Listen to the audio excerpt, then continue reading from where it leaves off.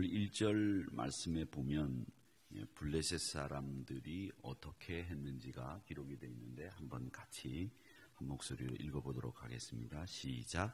블레셋 사람들이 그들의 군대를 모으고 싸우고자 하여 유대에 속한 소고와 아세가 사이에 에베스 담빔에 진침해, 이렇게 되어 있습니다. 이 말씀을 조금 보면 이 말씀에 블레셋 사람들이 군대를 모아 이스라엘과 싸우려고 했다고 하는 의도가 이 17장 1절에 분명히 기록이 되어 있습니다. 블레셋 사람들이 이스라엘 사람들과 싸우려고 한 의도가 무엇일까? 그 의도가 있습니다. 전쟁이라고 하는 것을 하자면 우리 쪽에서도 위험 감내를 해야 되는 거죠. 우리 쪽에서도 손해가 있을 것을 생각을 해야 됩니다. 그런데 그런 위험을 감내하면서 블레셋 사람들이 전쟁을 하려고 군대를 모았다라고 하는 데는 이유가 있습니다. 그 이유가 뭐냐면 사울이 이스라엘 왕 초대 왕이 사울 아닙니까? 이 사울이 약간 이 통치 말년에 정신이 왔다 갔다 했어요. 그러니까 악신이 들어왔다 나갔다 하는 바람에 이 다윗을 죽이려고 밥을 먹다 말고 칼을 빼가지고 다윗을 향해서 던지기도 하고, 또 다윗을 사랑한다고도 했다가 금방 돌이켜가지고 사울을 죽이려고 막 악한 감정을 품고 그렇게 악신이 들려 있었는데, 이 다윗이 사실은 사울의 왕궁에 처음 들어갈 때 뭘로 들어갔느냐면 요즘 말로 이야기하면 음악 치료사로 들어갔습니다.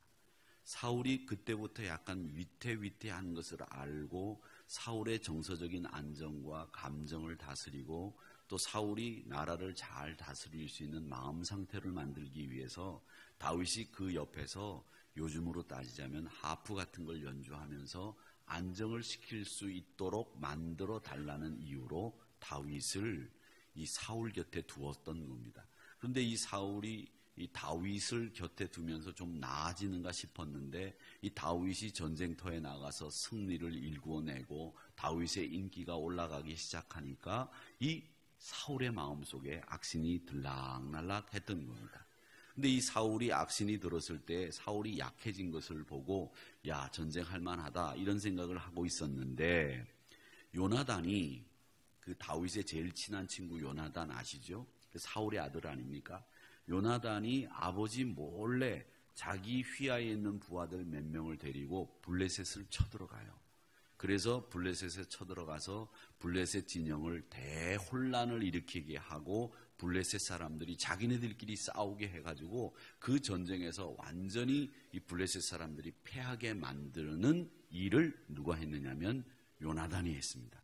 이걸 믹마스 전투라고 그렇게 얘기를 하는데, 이 전투에서 블레셋이 완벽하게 실패를 한 겁니다. 그래서 이 블레셋 사람들은 뭘 생각하고 있었느냐면 이제나 저제나 그때 전투의 패배를 서력하겠다라는 생각을 가지고 있었습니다. 그래서 이때다 싶어가지고 이 사람들이, 이 블레셋 사람들이 사울이 지금 연약해져가 있고 자꾸 통치력이 약화돼 가고 있으니까 한번 붙어보자. 그래가지고 전쟁을 하기로 마음을 먹은 겁니다. 그러니까 17장 1절에 나오는 그 1절 말씀 한 절에는 사실은 그 전에 있었던 이스라엘과 블레셋과의 전쟁을 이해하고 1절을 읽으면 블레셋 사람들이 자기들이 졌던 것을 복수하기 위해서 전쟁을 벌이려고 하는구나 라고 하는 것을 알 수 있습니다. 자, 그래서 이 블레셋 사람들이 진을 쳤는데 어디에 진을 쳤느냐 하면 소고와 아세가 사이 에베스 담빔이라고 하는 곳에 진을 쳤다고 되어 있습니다. 자, 그럼 나중에 이제 사진을 보여드리겠습니다. 지도를 보면 여러분 왼쪽이 북쪽이고요. 또 이 사진은 항상 오른쪽이 남쪽입니다. 왜 이렇게 만들었는지 모르겠지만 이 지도가 요 지도만큼은 이렇게 돼 있어요. 왼쪽이 북쪽이다 보시면 되겠습니다. 소고와 아세가가 보이시죠? 그 밑에 베세메스가 보이시죠? 예, 베세메스. 그 다음에 밑에 보면 가드가 보입니다. 이게 다 블레셋 사람들의 동네입니다. 라기스. 이 라기스는 이 예루살렘을 방어하는 아주 중요한 요새 같은 곳이고요. 에글론, 블레셋 사람들의 동네죠. 그 다음에 저 왼쪽으로 보면, 우리 빨간 원 왼쪽으로 보면 엠마오가 보이시죠? 그러시죠? 그 다음에 또 이렇게 밑으로 보면 고센이라고 하는 곳이 나옵니다. 이 고센이라고 하는 것은 사실은 이집트의 야곱의 가족이 이주해서 머물렀던 동네가 고센이죠. 그 지명하고 똑같습니다. 그러니까 우리나라도 중국하고 지명이 같은 데가 많이 있어요. 중국 여행을 가보신 분들은 아시겠지만, 그렇듯이 이스라엘에도 이집트하고 지명이 같은 데가 많이 있어요. 예를 들자면 그 빌라델피아라고 하는 곳은 성경의 지명이기도 하지만, 뉴욕이라고 하는 것도 미국의 지명의 뉴욕이라고 하는 것은 요크라고 하는 영국 지방의 이름에 새롭다라고 하는 뉴자를 붙여서 뉴욕이 된 거니까 영국 이름이 있는 거죠. 그러니까 자기가 살던 동네 지명을 가져다가 새로 사는 동네에 붙이는 경우가 많은데, 여기도 이집트에서 살았던 그 옛날 추억이나 향수 때문에 이 이스라엘에다가 이집트 지명을 붙이는 경우들이 있어서 그게 고센이다, 이렇게 생각을 하시면 되겠습니다.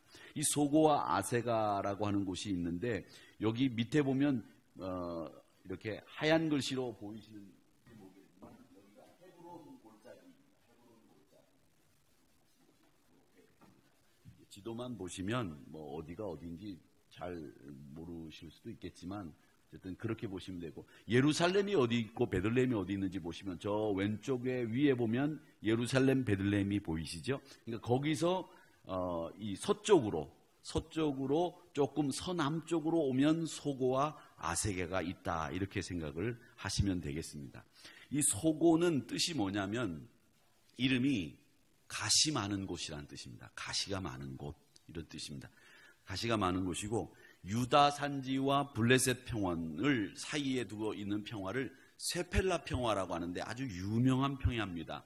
이 쇠펠라 평화는 나중에 또 제가 말씀을 드리겠습니다만은, 왜 쇠펠라 평화가 유명한 곳인지 하면, 여기가 이스라엘에서 일어났던 전쟁이 거의 대부분 여기서 일어나요.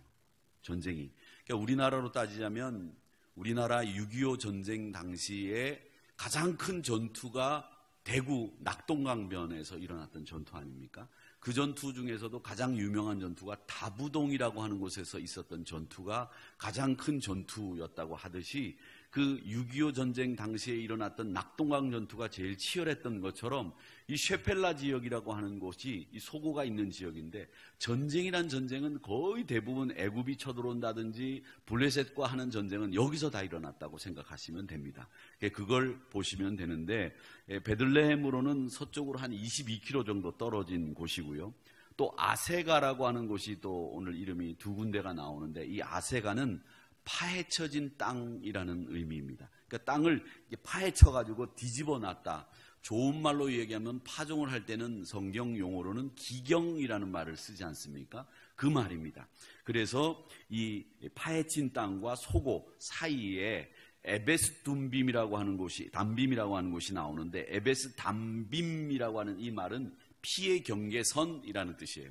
피의 경계선이라는 말은 뭐냐면, 이 이름이 붙여진 이유가 뭐냐면, 여기서 워낙 전쟁이 많이 일어나서 그렇게 된 겁니다. 왜 우리 나이 드신 분들은 그 전쟁을 다 경험하신 분들이 계시기 때문에 그런 얘기를 아실 거예요. 전쟁이 일어나면 그 강물이 피가 돼서 흐른다, 이런 말이 있잖아요.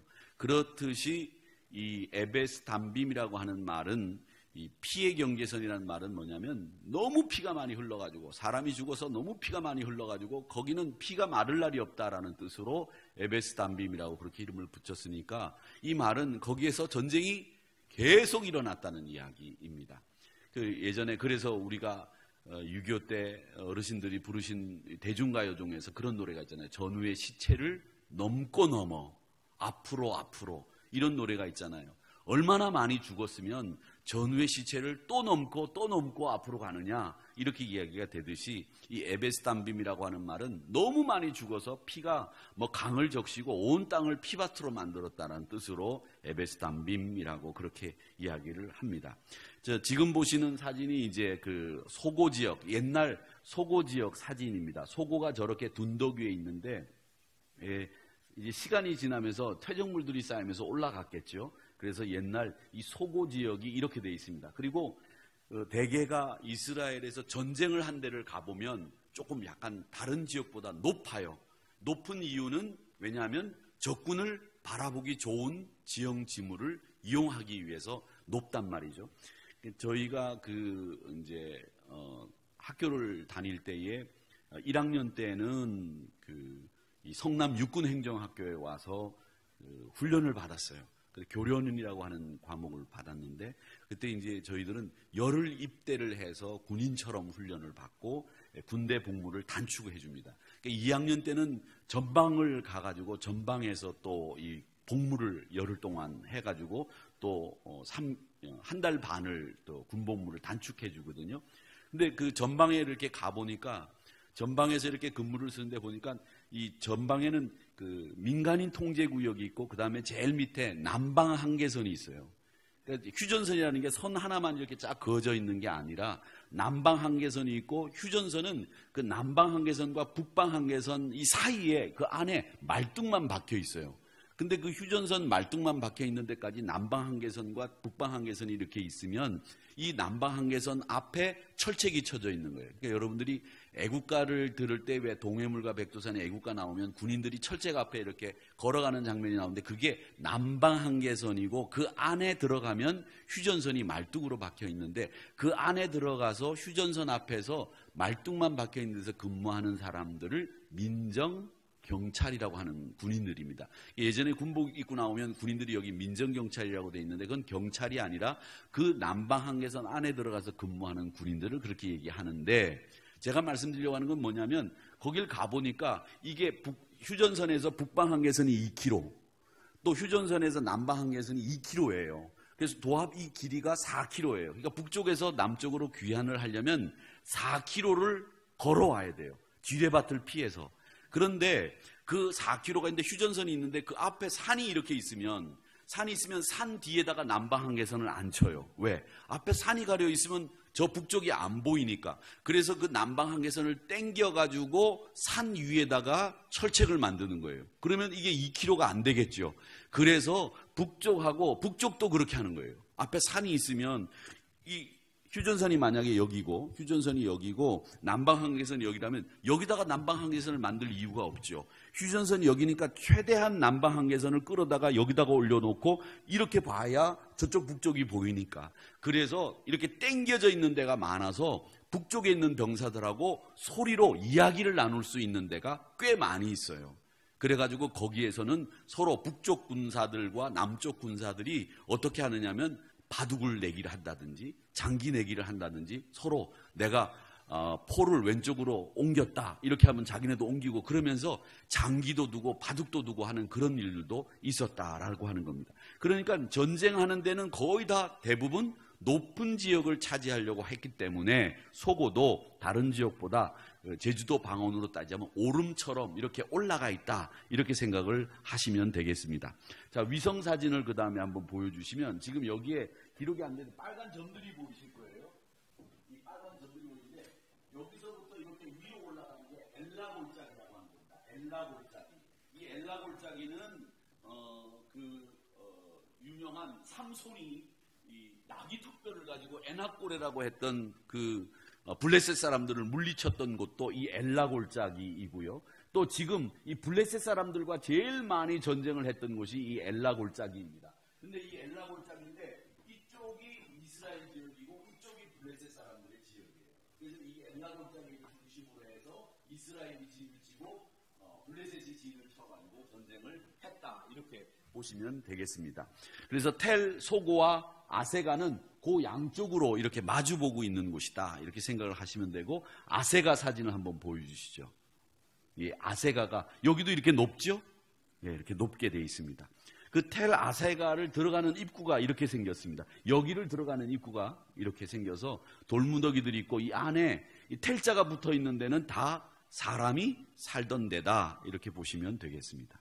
그리고 다음 사진, 이 아세가 성벽들이 아직도 지금 남아 있습니다. 수천 년이 지났는데도 이 돌들이 남아 있죠. 근데 성벽을 쌓을 때 우리가 요즘 출애굽기를 읽고 있는데 성벽을 쌓을 때 성벽을 다듬지 않은 돌로 쌓으라 이렇게 돼 있어요. 그래서 다듬지 않은 돌들이 저렇게 쌓여 있다라고 보시면 되고, 그 다음 사진, 이 아세가에서 베들레헴 쪽으로 본 사진입니다. 저 위에 보이는 쪽이 베들레헴 쪽이에요. 베들레헴도 꽤 높죠? 네, 높습니다. 우리가 볼 때는 예루살렘은 더 높고요. 해발 700에서 800m 되니까 더 높고, 이 베들레헴도 높습니다. 그러니까 저쪽이 베들레헴 방향이다 이렇게 보시면 됩니다. 그러니까 아까 보신 사진대로 보면 이 사진이 아까 처음 봤던 지도에 아세가와 소고가 이쪽에 있고 베들레헴이 저쪽에 있었잖아요. 그러니까 그 방향으로 본 겁니다. 그러니까 베들레헴이 저쪽에 있다 이렇게 보시면 되겠죠. 다음 사진. 이게 이제 그 셰펠라 평화의 그 엘라 골짜기의 평야입니다. 그러니까 이 엘라 골짜기의 이 평야가 굉장히 넓죠. 블레셋 사람들 이쪽으로 해서 진격을 해온 거예요. 그러니까 이 땅이 전쟁을 하기가 좋겠습니까? 안 좋겠습니까? 좋죠. 아주 좋습니다. 백제군과 신라군이 전쟁을 벌였던 마지막 전쟁터가 어디냐면 황산벌이라는 곳에서 전쟁을 했어요. 황산벌. 그 황산벌도 가보시면 뜰이 넓습니다. 전쟁을 하기가 아주 좋은 곳이에요. 이것처럼 여기도 블레셋과 그러니까 신라와 백제가 마지막 전쟁을 할 때 황산벌 전투라고 하는 것을 우리가 역사책에서 배웠듯이, 이 블레셋과 이스라엘 백성들이 전쟁을 할 때에 어디서 전쟁을 했느냐면 바로 엘라 골짜기의 평야에서 했다 이렇게 보시면 되겠습니다. 근데 이 엘라 골짜기의 평야하고 다윗과 골리앗이 만나서 전쟁을 했다라고, 그러니까 다윗이 물맷돌을 던진 곳이라고 하는 곳은 또 다른 곳이 있는데 그건 조금 이따가 사진을 보여드리겠습니다만은, 이게 엘라 골짜기의 넓은 평야로 전쟁을 블레셋 사람들과 수시로 했던 곳이라고 보이는 곳이다 이렇게 보이는데, 이 엘라라고 하는 말은 뭐냐면 상수리 나무 골짜기라는 뜻이에요. 상수리 나무. 그 상수리 나무하고, 상수리 나무가, 여러분 상수리 나무 하면 어떤 생각이 드세요? 네? 어떤 게? 상수리 나무 하면 제가 말씀드리려고 하니까 나름대로 생각나시는 거 얘기하시면 돼요. 맞았다 틀렸다 얘기하니까. 상수리 나무 하면 아브라함이 생각나셔야 돼요. 왜냐하면 아브라함이 자기 아내 사레가 죽었을 때에 상수리 나무 옆 마므레 수풀의 근처에 있는 묘를 샀거든요. 그러니까 상수리 나무가 있는 마므레의 묘를 사라를 위해서 누가 샀다? 아브라함이 샀어요. 은 400세켈에. 그렇게 샀던 이야기가 나옵니다. 그러니까 상수리 나무가 이스라엘에 많았다 적었다, 많았다는 것이기도 하고요. 또 상수리 나무하고, 이 상수리 나무가 이스라엘 사람들이 가장 많이 심었던 나무이지만, 또 제가 예레미야서를 주일날 이제 강해를 하면서 지금 지난주에 11절까지 말씀을 드렸는데, 다음 주일날 할 설교에 보면 살구나무가 또 나옵니다. 오늘도 우리가 읽은 출애굽기에 보면 살구나무가라고 하는 것이 나오는데, 이 살구나무는 이스라엘 사람들에게는 특별한 의미를 가지고 있어요. 어떤 의미를 가지고 있느냐면, 하나님의 말씀이 주어지면 내가 그 말씀을 목숨을 걸고 지키겠습니다 라고 할 때에 이스라엘 사람들은 살구나무 가지를 썼어요. 살구나무, 꼭 그걸 기억해 두세요. 이 살구나무는 뭐냐면 내가 하나님의 말씀을 꼭 지킵니다라고 할 때에 쓰는 나무가 뭐냐? 살구나무예요. 살구나무가 나오면, 성경에 살구나무가 나오면 그건 다 하나님의 말씀을 굳게 지키겠습니다라고 하는 행동이다 이렇게 이해를 하시면 되겠어요. 기억하세요. 이건 잊지 마시고, 그리고 난 뒤에 살구나무가 나올 때 읽으면 그렇구나 라는 것을 금방 알 수가 있습니다. 자, 그리고 난 뒤에 엘라 골짜기 건너편 사진을 한번 보여주시죠. 네, 건너편 사진입니다. 다음 엘라 골짜기 사진. 다음 사진. 예, 이게 위에서, 아까 밑에서 봤죠? 그 평야 넓은 걸 위에서 찍은 사진입니다. 자, 그 다음에 다음 사진 하나 더 보여주시죠. 네, 여기. 이게 블레셋과의 전쟁터인데, 여기가 다윗과 골리앗이 이 물맷돌을 가지고 싸움을 벌인 곳일 것이다 라고 추정하는 곳이에요. 추정이라고 말씀을 드렸는데, 당시 이스라엘 사람들이 다윗과 골리앗이 이렇게 싸울 때 사진을 찍어뒀거나 아니면 거기 GPS로 북이 몇 도, 남이 몇 도, 경도 몇 도 이렇게 적어놨으면, 그게 성경에 남아있으면 저희들이 그걸 보고 아이고 여기구나 이렇게 얘기할 텐데, 그걸 아무도 적어두지를 않았어요. 그걸 적어둘 필요가 없는 거죠. 다만 우리는 후대 사람들은 이 다윗과 골리앗이 대개 어디서 좀 싸웠을까 이렇게 말씀에 비추어서 추정해 볼 수밖에 없는데, 추정할 때에 가장 근접하고 여기가 아니면 다윗과 골리앗이 만날 수가 없다라고 생각하는 곳이 바로 이곳입니다. 그래서 블레셋과 전쟁을 할 때에 다윗이 물맷돌로 골리앗을 넘어뜨린 곳이 바로 이쯤 아니겠는가, 이렇게 성경학자들이 추론하고 있는 장소입니다. 근데 이 골리앗이 덩치가 굉장히 컸다고 그래요. 성경에 보면 6규빗 한 뼘이라고 되어 있어요. 6규빗 한 뼘. 근데 6규빗이면요, 여러분 이게 어느 정도 되냐면, 제가 그냥 간단하게 말씀을 드리면 2m 9cm예요. 2m 9cm. 그러니까 2m 90cm, 2m 90cm 정도. 거의 그러니까 3m 정도 된다고 보시면 됩니다. 그러니까 UFC 선수 중에서 제가 최홍만이라고 하는 선수를 우리 그 양재역 앞에서 한번 본 적이 있는데, 그 친구도 제가 이렇게 보니까 2m 90은 안 되겠더라고요. 2m 한 30, 40 정도 되는데, 걸어가는데 허우적거리면서 걸어요. 사람이 2m 30 정도 되니까. 그런데 이 친구가 힘이 없어요. 2m 30이 안 되더라도 그런 선수들은 힘이 있어야 되는데, 키는 큰데 힘이 없으니까 맨날 나가면 번번이 지는 거예요. 근데 이 골리앗은 2m 90이에요. 엄청나게 큰 거죠. 지나가면 사람들이 그 사람을 알아보지 않을 수가 없는 정도고, 그 사람이 입은 갑옷이 무게가 어느 정도 되냐면 57kg를 그 사람의 갑옷이 무게였다고 합니다. 여러분 57kg면 우리 여기 앉아 계신 권사님보다 무거운 사람이죠. 무거워요. 그렇죠? 우리 권사님들이 아무리 아유 목사님 제가 요즘에 뚱뚱해요 어쩌고 그렇게 말씀을 하셔도, 우리 권사님들 57kg 나가시는 분들이, 키가 크지 않은 권사님들은 57kg 나가시는 권사님들이 그렇게 많지 않으시다고요. 조그마한 권사님들은 57kg 정도 나가시면 많이 나가시는 분들이, 요 앞에 앉아 계신 나이 드신 권사님들은 50kg도 안 나가시는 권사님들도 계세요. 또 제가 이렇게 얘기하면 목사님 달아봤어요? 이렇게 얘기하실 수 있겠지만, 되게 그 57kg라고 하면 그 여자분 한 분의 몸무게라고 보아도 틀림이 없어요. 그런데 그런 무게를 몸에 항상 가지고 다닌 거예요. 그러니까 보통 힘이 아니죠. 그런 사람이었다는 겁니다. 그게 누구다? 골리앗이다. 자, 그 다음에 이 소고와 아세라가 중요한 이유는, 이 소돔과 고모라와 같이 하나님과의 영적인 전투이지만 다윗이 골리앗과 싸우면서 이스라엘의 새로운 전기, 즉 하나님의 백성들이 승리한다라고 하는 것을 보여준 가장 멋진 전투의 현장이 어디냐면 소고와 아세라. 그렇기 때문에 이 소고와 아세라가 중요한 거다. 지금까지는 맨날 블레셋에게 당하고, 아말렉에게 당하고, 미디안에 당하고, 암몬에게 당하고, 모압에게 당하고, 당한 사람의 숫자를 헤아려도 이루 말할 수가 없이 매일 당하는 거예요. 암몬, 모압, 친척 아니에요.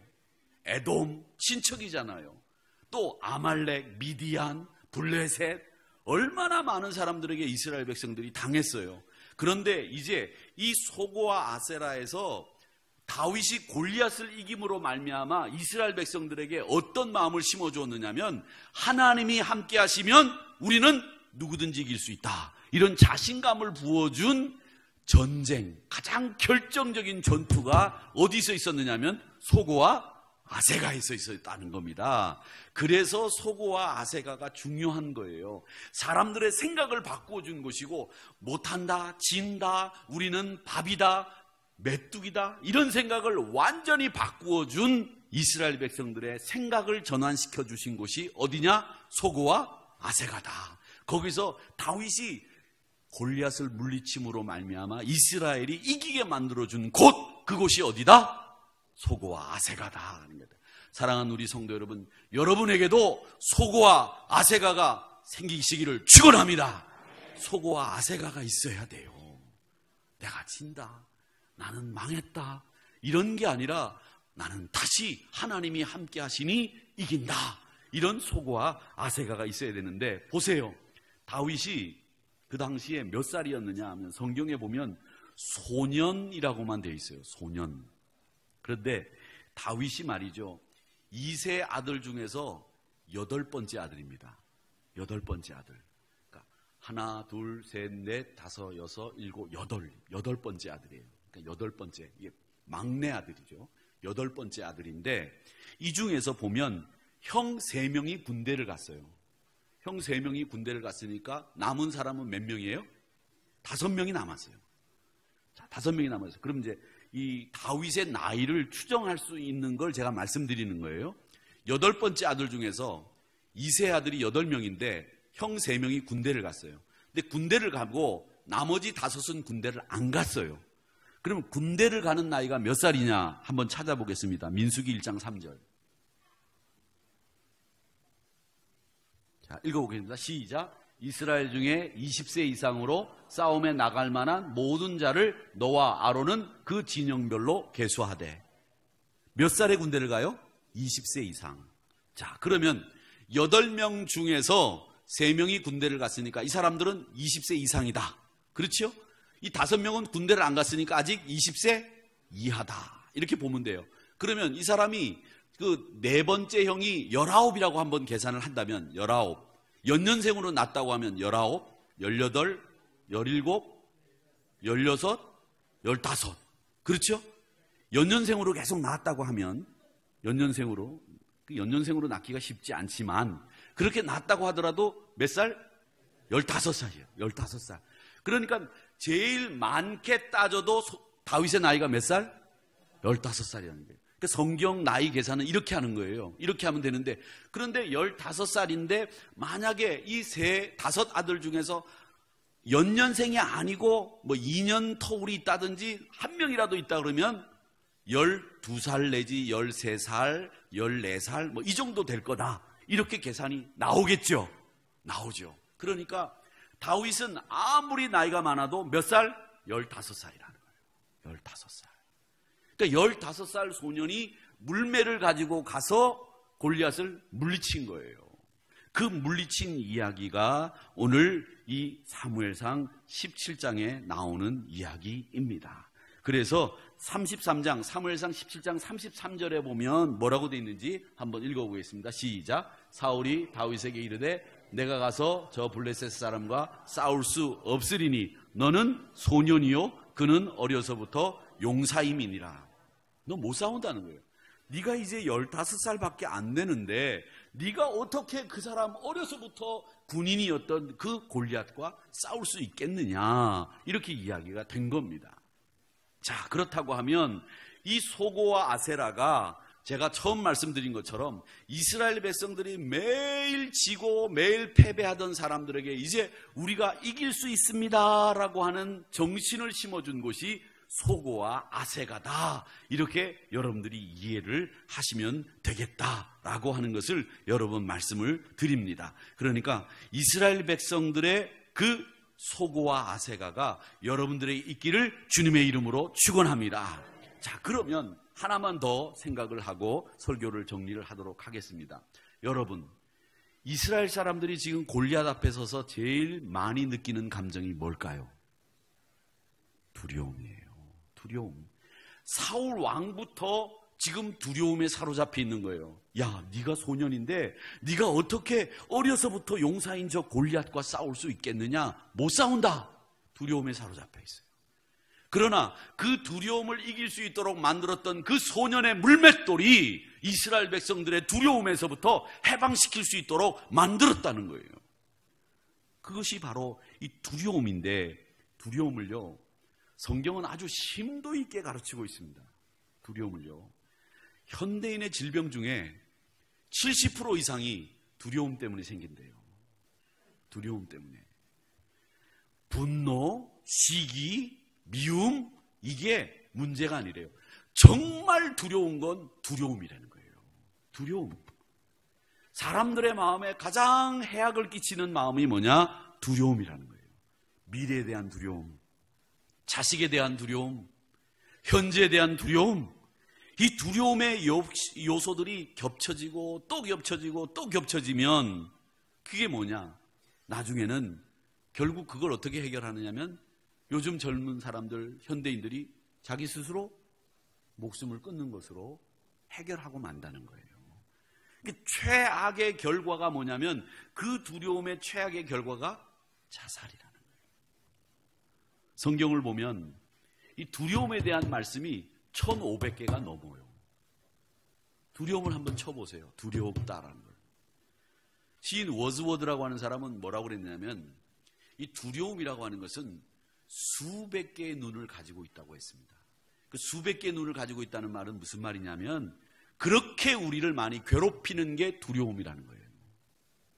여러분, 두려움에 사로잡히시면 안 됩니다.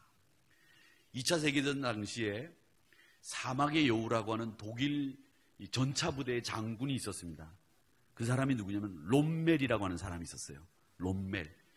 영국의 전차부대 장수 이름은 뭐였냐면 패튼이라고 하는 사람이 있었습니다. 이 롬멜을 못 당해냈어요. 근데 이 패튼이라고 하는 사람은 뭐라고 불렸느냐면 롬멜이 사막의 여우였다고 한다면 이 패튼 장군이라고 하는 사람은 이분은 항상 뭐라고 불렸냐면 사막의 영웅이라고 불렸던 사람입니다. 근데 이 패튼이라고 하는 사람이 나중에 은퇴를 하고 난 뒤에 자기 회고록을 썼는데 전쟁을 할 때 제일 많이 두려움을 느낀대요. 두려움을 느껴요. 총을 들고 간첩이 나타났다. 출동해라. 그래서 이 5분 대기조라고 하는 대기조가 있는데 그 대기조들이 딱 그 트럭에 올라탈 때 군종병이나 군목이 가서 제일 먼저 하는 일이 기도하는 일이에요. 기도를 딱 하면 그 사람들이 불안해하다가 딱 마음이 안정되는 게 보여요. 그 정도로 두려움이 전쟁에 나가는 군인들에게는 다 있습니다. 그 두려움을 이길 재간이 없어서 혼자 오줌을 누는 친구들도 있어요. 진짜. 그런데 그가 뭐라고 그랬냐면 두려움을 이기는 방법은 두려움에 귀를 기울이지 않는 것이 제일 좋다. 이렇게 이야기를 했습니다. 여러분, 두려움에 귀를 기울이지 마시고 하나님의 말씀에 귀를 기울이시기를 축원합니다. 우리가 두려움이 없다고 말할 수 없어요. 다 두려움이 있어요. 어떤 형태든지 두려움이 있는데 이 소고와 아세가는 우리에게 뭘 교훈하고 있느냐? 너희들 두려움 있지? 그 두려움을 하나님이 함께 하셔서 그 15살밖에 안 되는 소년 다윗이 물맷돌로 이긴 것을 봐라. 하나님이 함께 하시면 너는 어떤 상황이라도 이길 수 있다. 이걸 보여주시는 메시지를 이 소고와 아세가가 우리에게 주고 있다는 것을 여러분 잊지 마시기를 축원합니다. 그래서 두려움 때문에 흔들리지 마세요.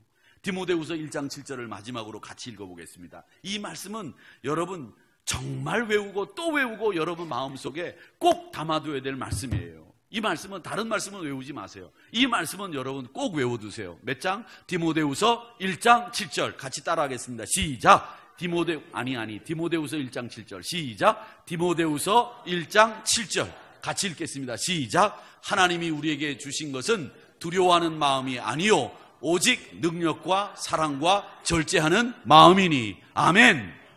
두려워하는 마음이 아니에요. 사랑과 능력과 절제하는 마음을 하나님이 주셨다는 것을 잊지 마시고 여러분 두려워하는 마음에서 해방되시기를 바라고 두려움에 귀를 기울이지 마시고 하나님을 의지하는 신앙의 사람 엘라 골짜기의 다윗과 같은 여러분들이 되시기를 주의 이름으로 축원합니다. 그래서 소고와 아세가가 우리에게 주는 교훈은 뭐냐? 두려움에 귀를 기울이는 것이 아니라 하나님을 의지하는 다윗을 바라보라고 하는 메시지인 것을 기억하시면서 하나님이 주신 마음이 두려워하는 마음이 아니요 사랑과 절제와 능력이라고 하는 것을 기억하시면서 오늘도 승리하시기를 주님의 이름으로 축원합니다. 아버지 하나님 감사합니다.